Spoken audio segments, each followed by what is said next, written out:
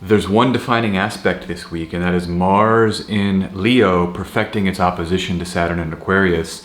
This is potentially the climax of this summer's astrology, and we've just begun the summer.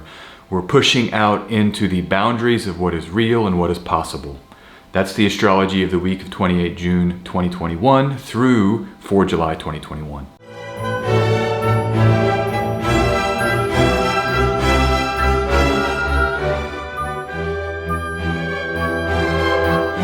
Okay, let me come in here now. Let's jump down here into the weekly astrology. And like I was saying, this aspect is defined by a single, this week rather is defined by a single aspect. Mars there in Leo opposing Saturn in Aquarius is the singular power of this week, and everything is sort of floating and around it and feeding into this aspect. And so it's the only one we've got this week, and it's been already on the minds of people on Twitter. I'm seeing a lot of tweets about it. The thing is, when we have these two malefics in fixed signs, like I've talked about in some recent videos, what it means is that the moon now transiting through fixed signs acts as a trigger. And in astrology, we have what are called degree-based aspects, but we also have sign-based aspects. And so as soon as Mars entered Leo, 2 weeks ago, maybe 10 days, something like that, it assumed this sign-based opposition with Saturn. And so this is active from the sign-based aspect theory until Mars leaves Leo and enters Virgo, which I think will be a lovely transit. We'll get a cooling transit for Mars right there in the middle of the summer, right after Leo season begins. So I think that happens at the end of July. Early August, Mars will come into Virgo. It'll cool us down a little bit, and Lord knows we need it. I don't know if where you are it's burning up, but where I am, I mean, these are temperatures that are really, really high, 40. It's like my home state of Texas here, and I'm in a latitude way farther north. So there's a lot of heat out there, and I think that's part of Mars, the planet of fire, being in Leo, the fixed fire sign. We're doubling up with fire right now in the sky. But yeah, I'm just going to keep moving. I don't really have any preliminary thoughts that I want to jump in with. I mean, things are good with me. I hope things are really good where you are. And I think this week of astrology, again, is this one big aspect. We finished eclipse season. That's over now with the full moon in Capricorn we experienced last week. We got a reset syzygy is what I would call that, or how I like to think about that. And so now we're operating under this Capricorn moon, remember, that had those lovely aspects to the benefic planets. And so the people maybe are pushing out again. Where is the role of the people versus the rule set that is defining the limits of the movement to the people? And I think that's what this summer is really about. I see these stories now dynamic, changing from day to day, week to week. I mean, Netherlands now open. Americans can travel there. No tests, no quarantines, no anything. You can travel there in the Netherlands. And I know that different countries now are all shifting with openings. And there's all different rules for each country. But I had people on Twitter asking me, when can I visit? When will this open up? When will this change? Because they wanted to see some family in a different country. And this is what Jupiter in Pisces promised. I mean, we've been talking about this for a long time. Wait for Jupiter in Pisces. Wait for these openings this summer. There's going to be a return to some kind of normalcy, some kind of availability for travel. And here we sit, and that is an option for you. Now, is it tenuous? Yes. Might it stay around for not very long? Yes. But it's still here. And so I'm seeing all over my Instagram people out saying traveling for the first time, road trips, pictures at vacation spots. And I feel that freedom, that hope, that Jupiter and Pisces foretold here upon us. And so that's a big part of this week as well, because that Jupiter transit, we only have one more month left of it. But coming back now to this week, that's sort of the context. But now we are with Mars and Saturn. And I just want to do some delineation 101 stuff here. I think it's a great way in always. You just pick the planet. When you see an aspect perfecting, this is how I delineate. You go, all right, what is Mars? Well, Mars is force, passion, desire, action. Okay, so we know that that's what Mars signifies, and of course it signifies many other things too, but I think that's some of the essence of it. Passionate action and desire, and that's why we have even the sexual side of life coming in with Mars too. It's that fiery passion, things that we're willing to fight for. Often love is what we want to fight for, right? And so we look at Mars, that's what we're dealing with, that energy, okay? What planet rules Mars? So by domicile, here I'm working. Well, we know Mars is in Leo, and so the ruling planet of Leo in our system is the Sun. So now we want to explore the Sun. The Sun is selfhood, awareness, personal identity, personal power. And so those two get combined. It's passion, force, and action around our sense of selfhood and identity. Stepping into power, moving into the force of life with a clear sense of who we are. And then we say, what is a Leo? What's the modality of Leo? Well, it's a fixed sign, and that's the intractable fire. The fire that maybe doesn't want to budge. And often think about it, so we come back from the keywords here, and this is when you start blending and telling stories. Well, we do want to defend our identities. That's the nature of human beings. We want to when we get challenged, we tend to defend our belief systems. We tend to defend our position that we've taken. We tend to defend our assumptions. And so that's why I think Mars here in Leo, certainly that can be a wonderful thing, to defend who we think we are and who we want to be against the world. But at the same time, that can also be full of pitfalls and traps and problems when we have like I say here, an intractable fire that won't budge, and we're out trying to defend ourselves. Maybe you have a friend or people that love you that are trying to say, hey, listen, I see that you perceive things this way, but try on this version of reality, try on this lens, this way to see life.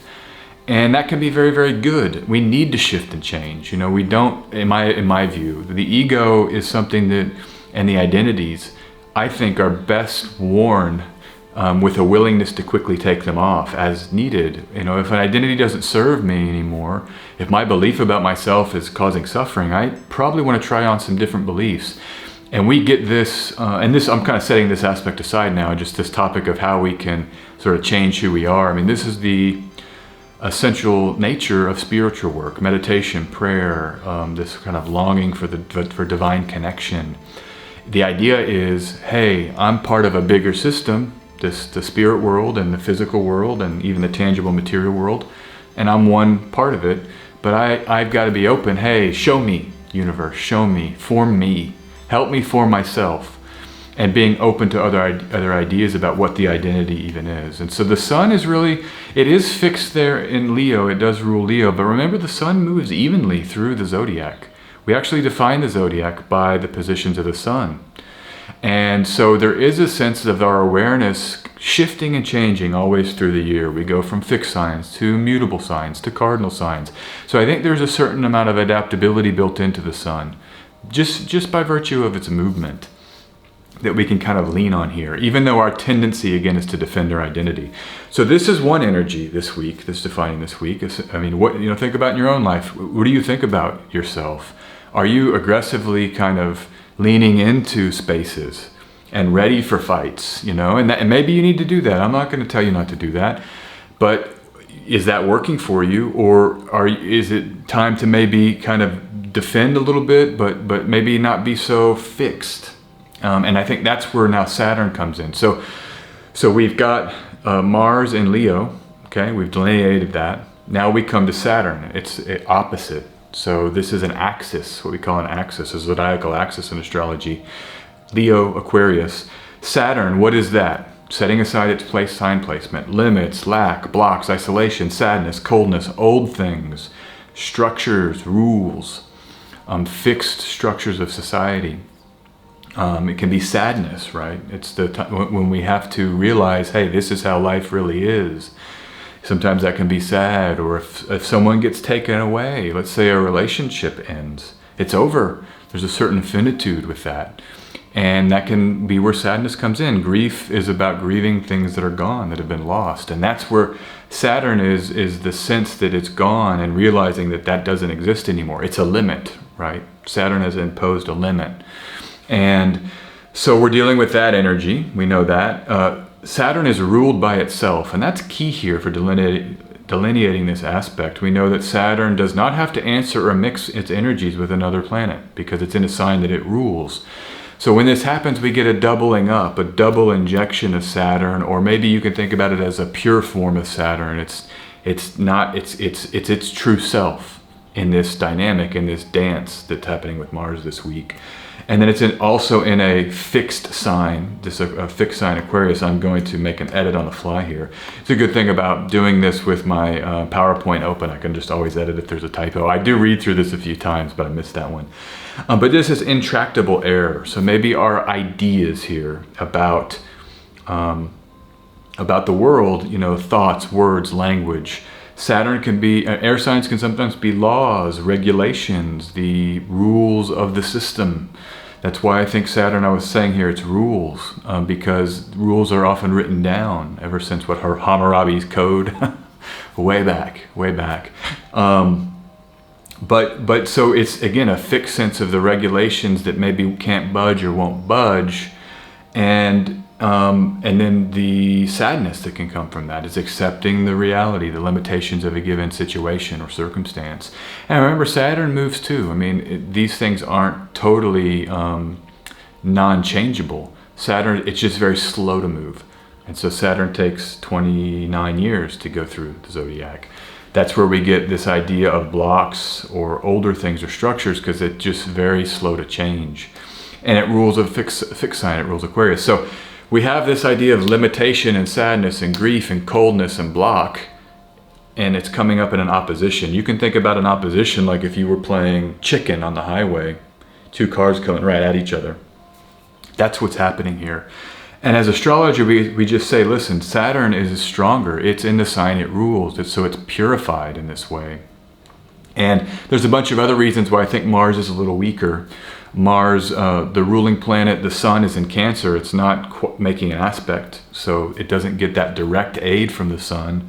And there's some other things here, but basically we have a kind of a too fiery energy maybe to defend, wanting to defend ourselves, and then that's coming up against maybe the structures and the limits of reality.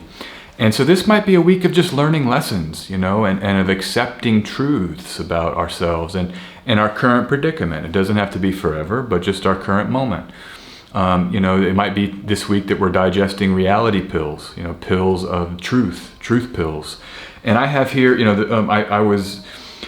so Saturn wins because it's more powerful in the sky, and that's why I'm thinking that as much as we want to kind of push out, fight, and defend our sense of identities and our personal selfhood, our egos, effectively, Saturn is probably going to win because it's more powerful in the sky, like I said. Remember, Venus is going to be co-present, and I'm just going to bring the chart up here. I don't have it exactly on this slide. I'll actually bring it up here on one of the lunar slides I'm going to talk about later. So this is what's happening Monday on the 28th of June. So we don't have the exact perfection of the opposition yet. That happens on Wednesday.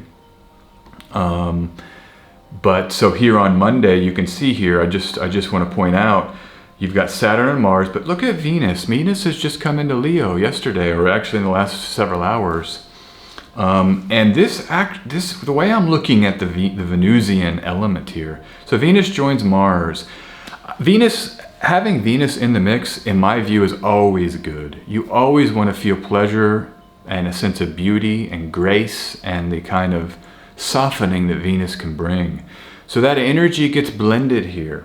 And I think so let me go back. You can see it here. Let me go back here, because just remember, Venus is in the mix. I was seeing some astrologers on Twitter, the discourse, that this is not good for Venus. Well, it's probably not good for Venus. No, Venus now has to join a very intense battle.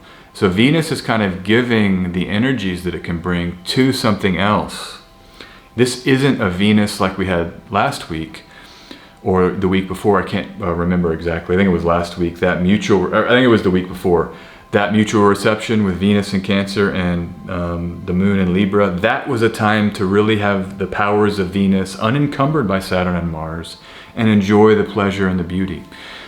Venus is letting go of that. And Venus is now entering into a realm of having to go to this war, this opposition between these two really difficult and dynamic planets. But I like it for, Venus is saying, I'm here to help. I'm gonna actually turn my powers over to help soften this sense of pushing out into the boundaries of reality and finding those boundaries, right? And so let me come back to the slide, because what I had written here was beauty in the exertion with Venus co-present. The basic metaphor I'm thinking about with Mars opposite Saturn in this particular configuration is we don't know the limits until we push out into them. And if you're out there pushing the boundaries in your reality, whatever it is, let's say at work, asking for more money from your boss, or if it's in dating and you're just out there asking people out, you're going to come up against limits. I mean, the boss is not going to give you a raise if you ask for a certain amount. If this girl might say no, but you ask 20 or 30, you might get someone to go on a date with you, I hope. But the nature of limits are that we only find them through exerting that powerful force of the self and pushing up against them. And so I just want to encourage people this week that it's good to do that. Just because Saturn is opposing Mars doesn't mean that we should not act. It actually means we need to act more, because there's a real opportunity to define that boundary and that limitation. And knowing that then will set us up for more wise action, maybe more planned action once Mars enters Virgo. So, but I have here beauty in the exertion. I think with Venus joining Mars, there's a mix here of elegance, of grace, of even just looking beautiful. Let's say you have something difficult you've got to do this week, a confrontation, or like you want to go out and challenge yourself. Maybe, comb your hair or get the haircut or do a little bit extra grooming. That's what Venus can bring, and it can feel good. It can feel empowering to the sense of confidence and self when we've got that, the clothes are clean and fresh and the beard's trimmed and the hair's, pulled back in the clip that you like. So I think that's how Venus works here, is that it blends in this energetic, and it allows a softening where we can maybe have a little bit more confidence and a little bit more surface kind of sheen and grace with the very difficult struggle that's coming up here on Wednesday. And it happens in Central Europe at 3 p.m. where I am in the afternoon on Wednesday, the 1st of July. So earlier in the morning there in North America, later in the evening in Asia, and in the land down under. So let me come back to the next slide here. I want to just talk briefly. I had this tweet and I just kind of threw it out there. I should have maybe been a little bit more graceful when I had written it, but I had this metaphor about tantrums, and you have the Mars and Leo, the fiery Mars, opposite this strong Saturn and Aquarius. And tantrums, I was thinking here about children, 1, 2, or 3, these really young children. They're known for throwing tantrums when they're told no, and Saturn is the planet of no, and I just thought it was a very apt metaphor for this energy.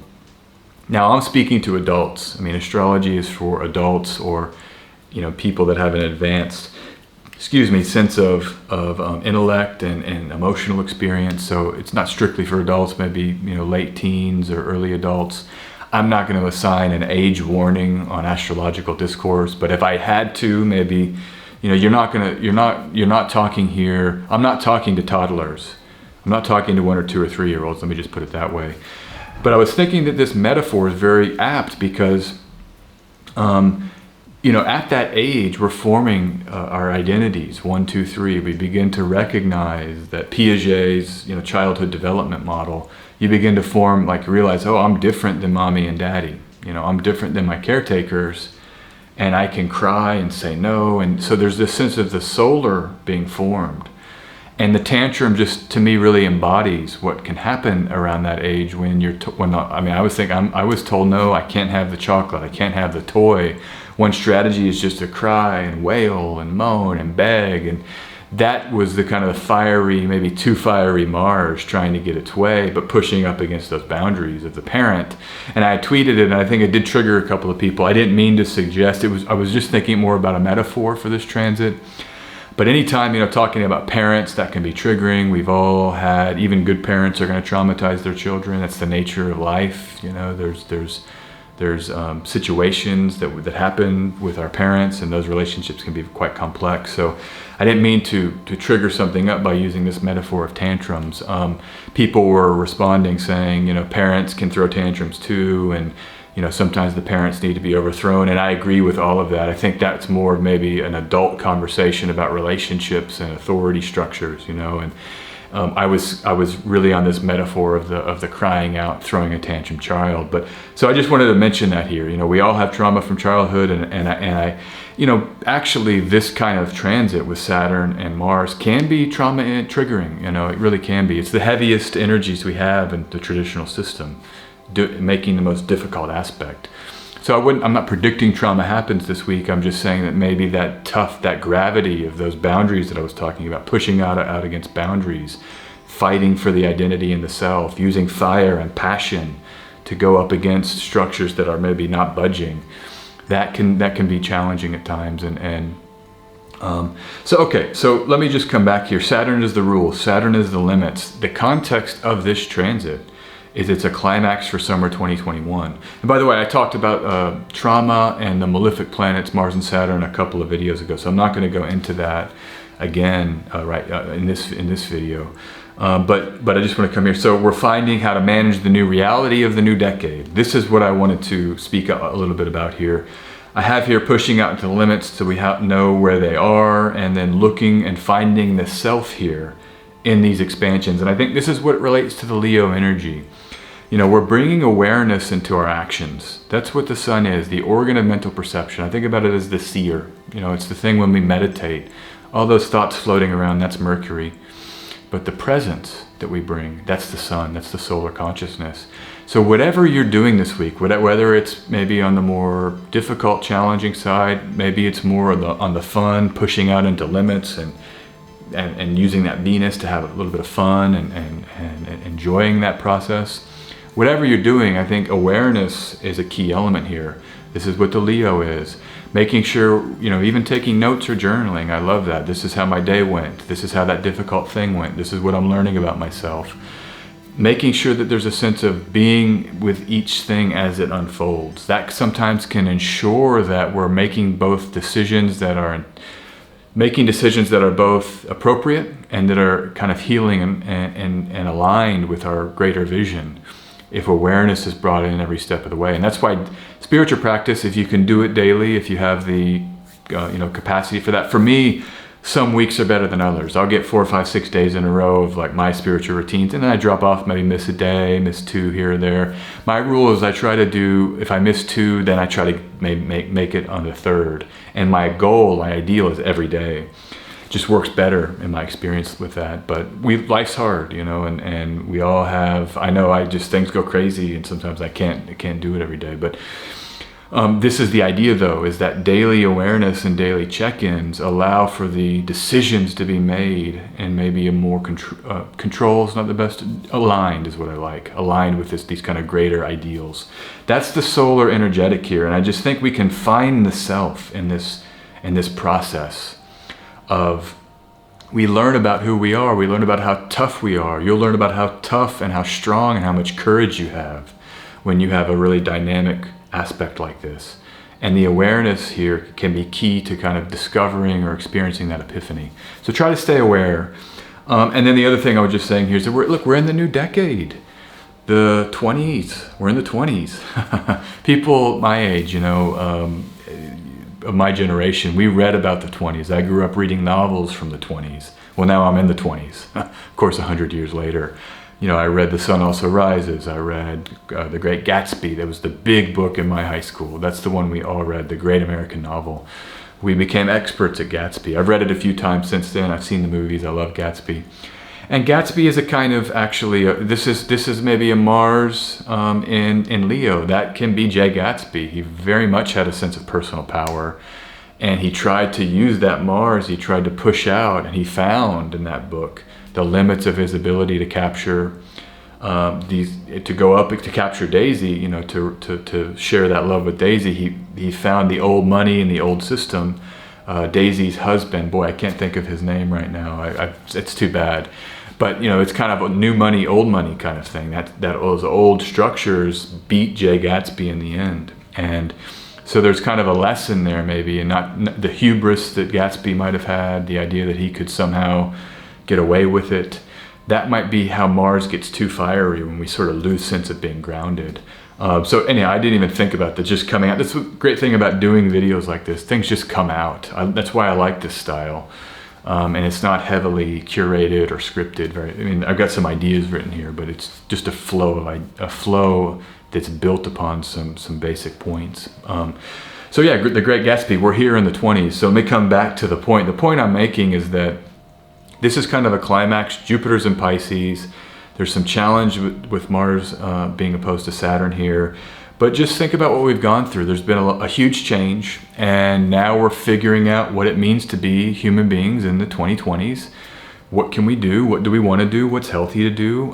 Everything's digital now, or much more is digital than it was. It's in 2019. You know, how's that working for you? You know, how is being online a lot working for you? How is your social media experience? Do you need to tweak that or edit that?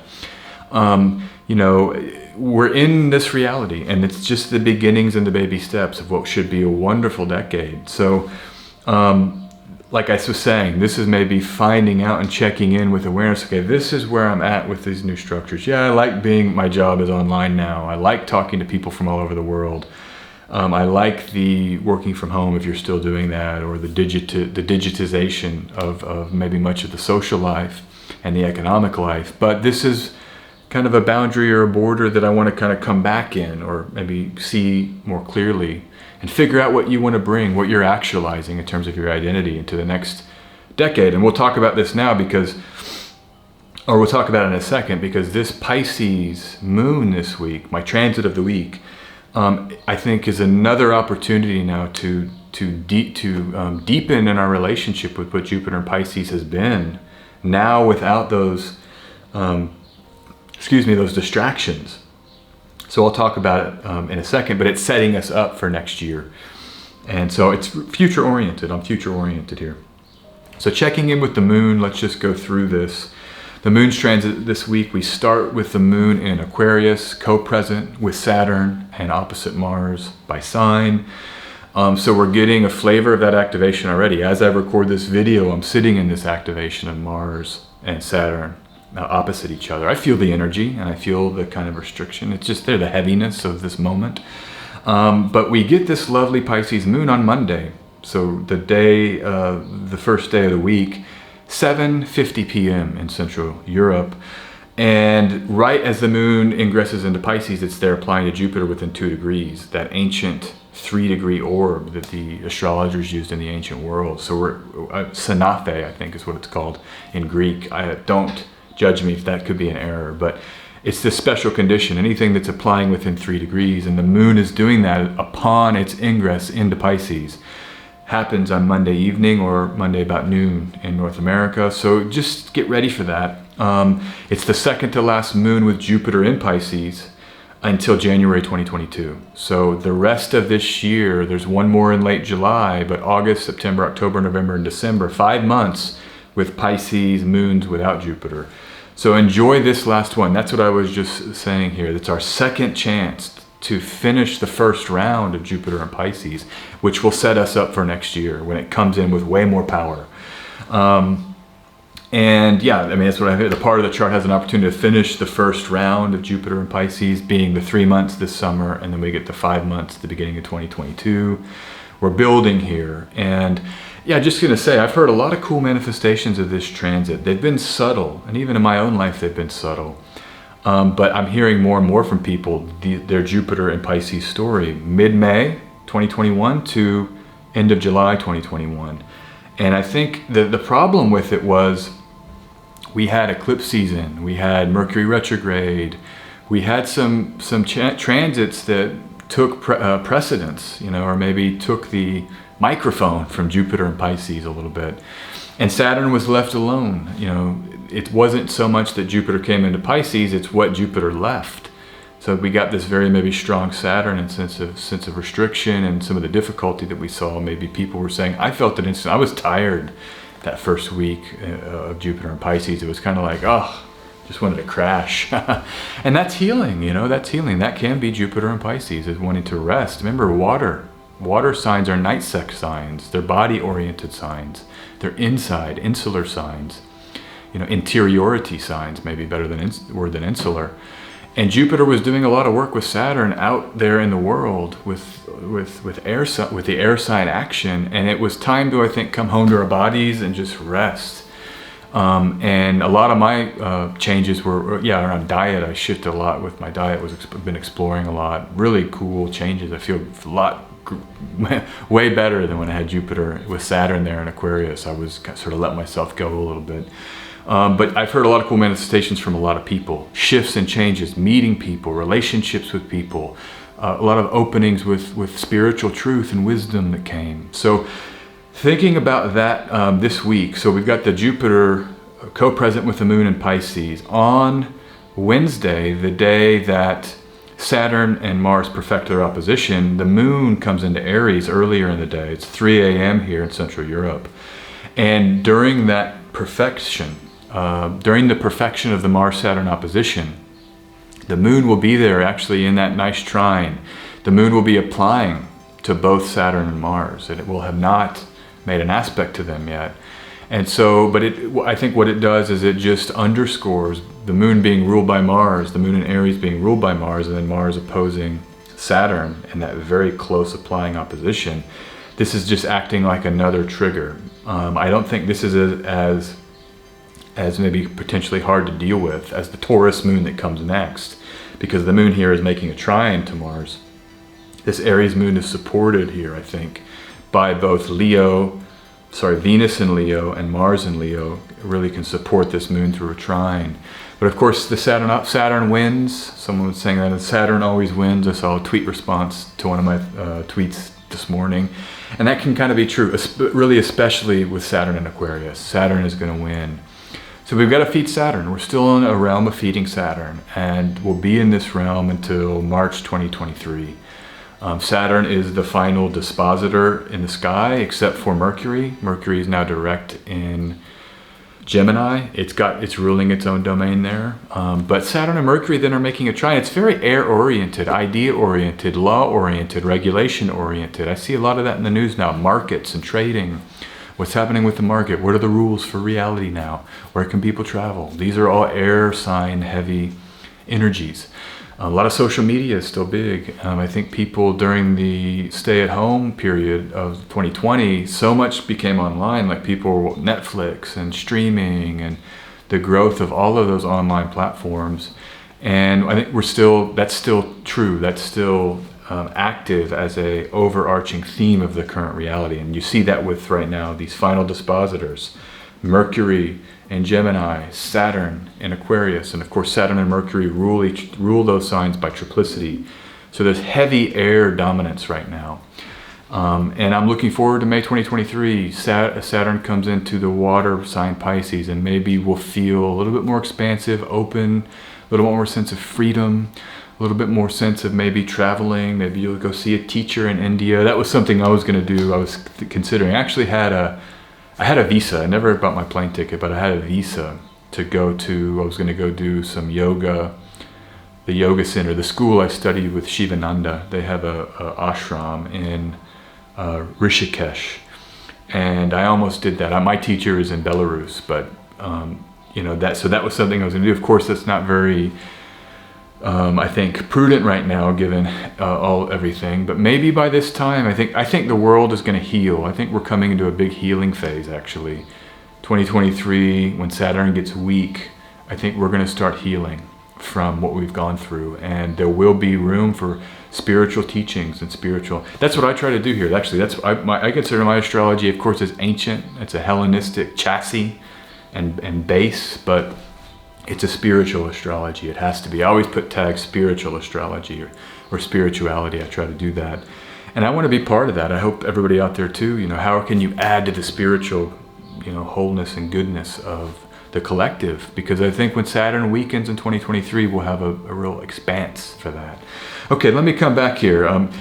Aries, so the Aries moon comes in, is ruled by Mars. And so that's enhancing the opposition because it's flowing back in. And then you get this exalted Taurus moon, which activates a closely separating Mars and Saturn. So they're still within a couple of degrees there. And then the moon comes in and it makes a T-square. And I'm going to show you on the charts because I got two lunar charts I want to show you this week. And by the way, I'll say this here. Uranus is still in Taurus. Uranus is making, it's very close to both Mars and Saturn by degree. I don't want to leave that out because it is one example where I think that outer planet is close enough and is in a dynamic aspect relationship with Mars and Saturn that it's a big part of the story here. And then with the moon in Taurus, that it could be an element of surprise to this week. So be prepared for that. Be prepared for shocks, changes, shifts, and upheavals. Maybe as you're pushing out and struggling with your current, the stricture of the structures that that there could be some surprises and some shifts and things we can't predict. That's what the Uranian can bring. So, okay, let me come to the first slide. This is the transit of the week. I already was on this slide earlier, but here it is in full, 28 June. It's about 11 p.m. where I am. I'll be just laying down to bed, hopefully. But I talked all about the Jupiterian expansions we've had since May, okay, and had they been subtle because of eclipse season and Mercury retrograde. But now is the time. Eclipse season's over. Mercury retrograde's over. And I think with this transit, sure, there's the Mars-Saturn opposition, but the cool thing about the moon here with Jupiter is that these two planets are just hanging out, averse to Saturn and Mars. They're doing their own thing together in Pisces, and this is like a little sector of solace in the transiting sky for this Monday, Tuesday, and Wednesday, early, just a bit on Wednesday, where we can feel Jupiter in Pisces, I think maybe more than we've been able to. And even though Jupiter's turned retrograde, is that ideal? No, but it's, Jupiter's retrograde, a third of the year? And so it's from trines to the sun to trine to the sun. And so let's see here, from a trine to the sun. And so it's roughly a third of the year. I think it's more than that, actually. I can't remember those exact numbers, maybe 4 months that we have a retrograde Jupiter. It stations in October and it went retrograde in June. So what's that, July, August, September? Yeah, it's about 4 months, I think, roughly, give or take. And so we get there it is, this moon and Jupiter really feeling each other without having to answer to that other big aspect. So it's lovely opportunity. Feel more fully into that goodness is what I have written here. And remember, it's trine the sun in Cancer. So you have the trine to the sun in Cancer. I think this is a very supportive water trine. Both the sun and the moon and Jupiter are averse to these two malefic planets. And so the emotional side, the sense of hope, the sense of feeling good, the sense of nurture in the home. Cancer is family, bringing the solar consciousness to the family environment. Who do you love? It's that great blues song, Who Do You Love? And we can bring our consciousness into that question, who can you act to be supported? Who can you act to support and who can be supportive of you? Remember, we choose our family as adults. So you have probably it doesn't have to be the parents you're born with here. Who is kind of in that role for you right now, acting as maybe the mother and the father? And it might be your mother and your father. My we have a really good relationship. I'm really grateful for that. And I do consider him to kind of still be kind of fatherly. I do also think I'm sort of my own father now, coming into an adulthood where I can sort of raise myself and be responsible for myself. But I think I'm going to use this transit just to really feel love, goodness, power, hope, and wisdom, and enjoy this kind of pocket here, where the other dynamic aspect doesn't have to be forefronted or front burnered, we might say. And so that's my transit of the week. Try to find Jupiter on the ascendant, or maybe Jupiter on the midheaven if you can. Get the moon and Jupiter as close to those angles as you can. We can maybe feel them more powerfully in that position. But this whole late Monday moment, early Pisces moon, is my transit of the week. Now, this is the second transit that's very, very interesting this week, this lunar transit. It's not a transit of the week, but we have to talk about it in context of the T-square that will be activated upon the moon's entry into Taurus on, that's Friday. or sorry, that's Saturday. So Wednesday, let me do my day count here. I think have I been wrong this whole time? 28th of June, Monday, 29th of June, Tuesday, 30th of June is Wednesday. So the first, it's all Thursday. You got to excuse me here. The action between Saturn and Mars is Thursday, the 1st of July, not Wednesday. I've been mistakenly identifying that as Wednesday up until this point in the video. So Thursday is when the Saturn-Mars event happens, and then you have Saturday when the moon comes into Taurus, and that T-square comes here on Saturday and Sunday. So this weekend could be a really tense activated weekend with the moon in Taurus, Saturn and Mars in an opposition closely separating here, and then Uranus near those degrees in Taurus. But look what happens before this. So as soon as the moon perfects its sextile with Jupiter in Pisces, it begins applying to a square with Venus in Leo. It's bona fide. The moon is bona fide here in the early degrees of Taurus, preparing. So it's very strong when you have the moon separating from one benefic and applying to the other. It makes it, it's like couching it with love, or really warm blankets with like listening to the wisest teachers in the world and being totally comfortable and satiated with the food you like. I mean, and it allows the moon to just feel very strong. And so we get this for this T-square for a lot of the early portions of it. And so I think it's very auspicious. So this is the lunar mansion. I always go to the lunar mansions when you see a bonification of the moon. I've just found it to be the way to go. So Al-Thuraya, this is the third lunar mansion. It's one of the best lunar mansions. So Chris Warnock will tell you, I've quoted Warnock here from the Lunarium website, but if you hear Warnock talk in the videos and the interviews and the books, he loves this one. He's got like special devotions to this mansion and I think the one after it. But look what it's good for. Art, creativity, love, business and commerce. It's like, you know, this famous thing. What are the things, what's the big issue that people will come to you with as a problem? They say always romance and finance.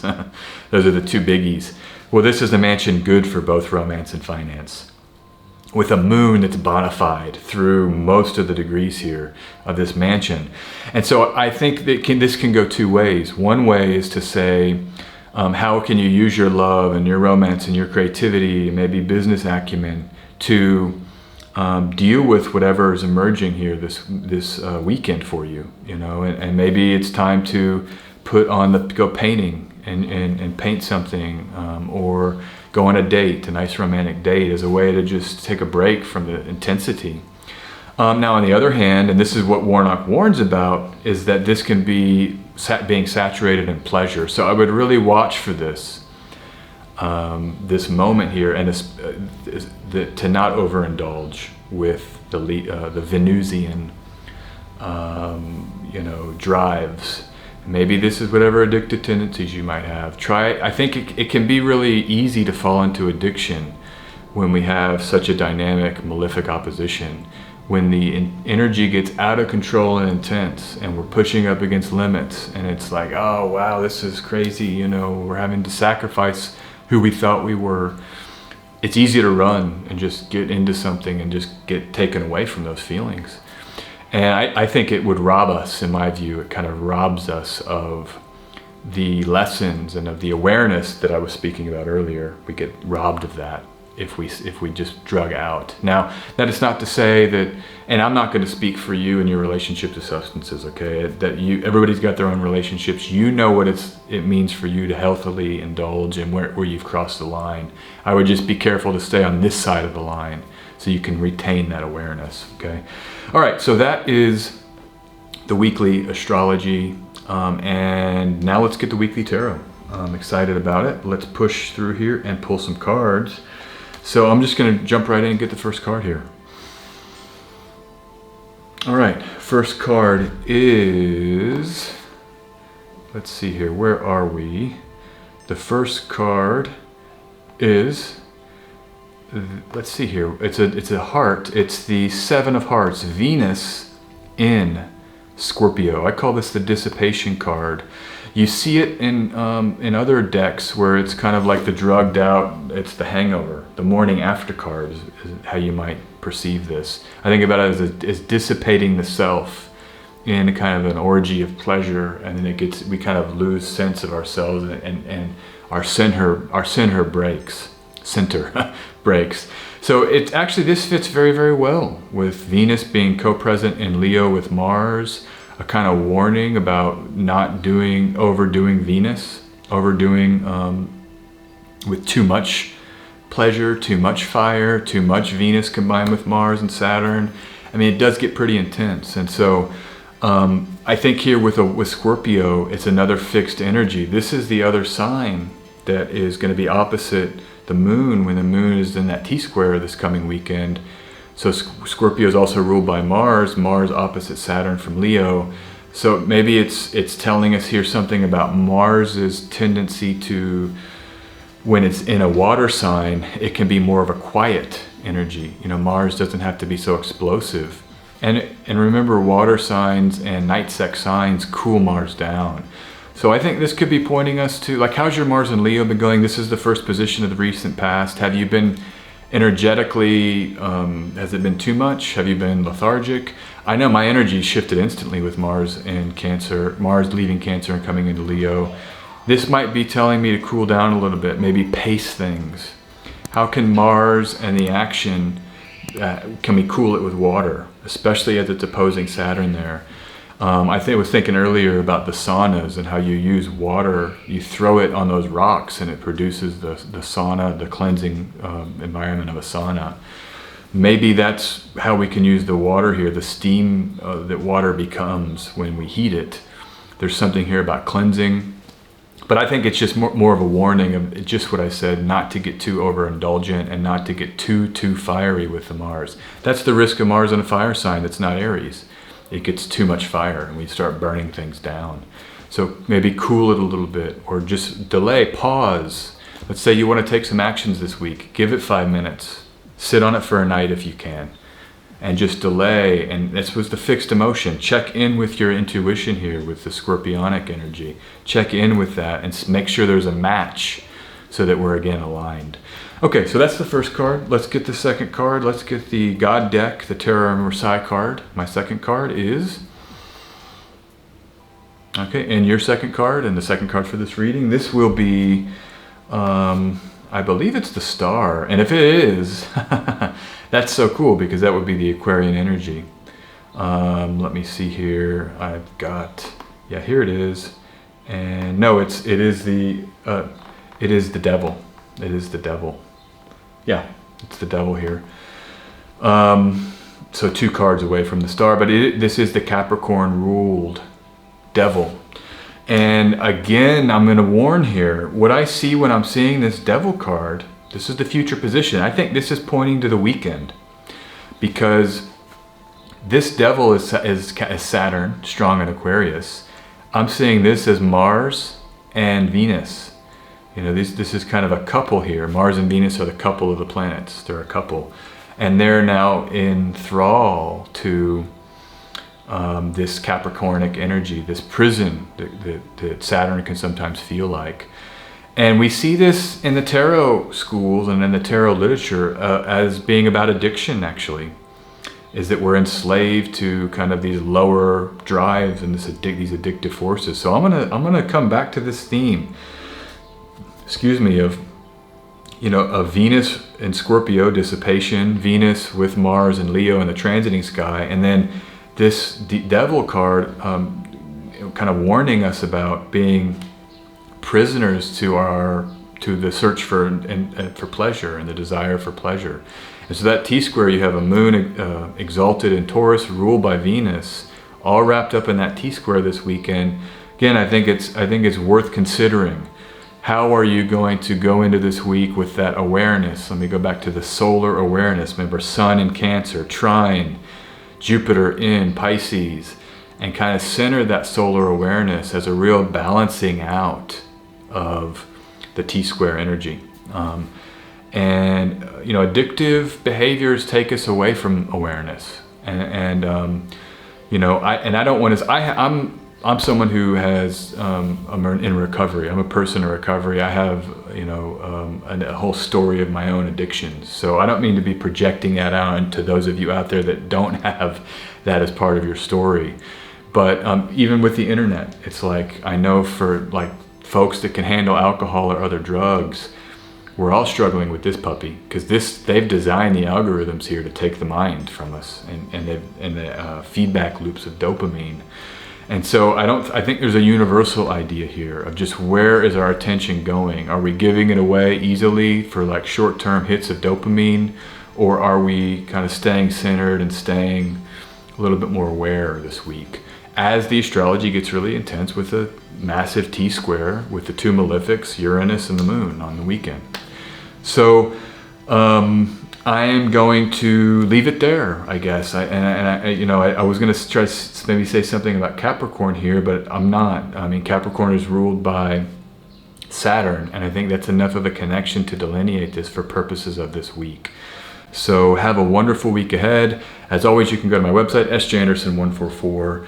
Click here to schedule a reading right at the top. I love to read tarot readings, astrology readings. You can support me on Patreon if you're so inclined. The link for that is in the description. I'm very grateful for all of those out there who do support me. It really keeps me going to know that people, have shared value with me, exchanged value with me, and I hopefully can exchange it back to you. It really motivates me to try to do the best I can with these videos.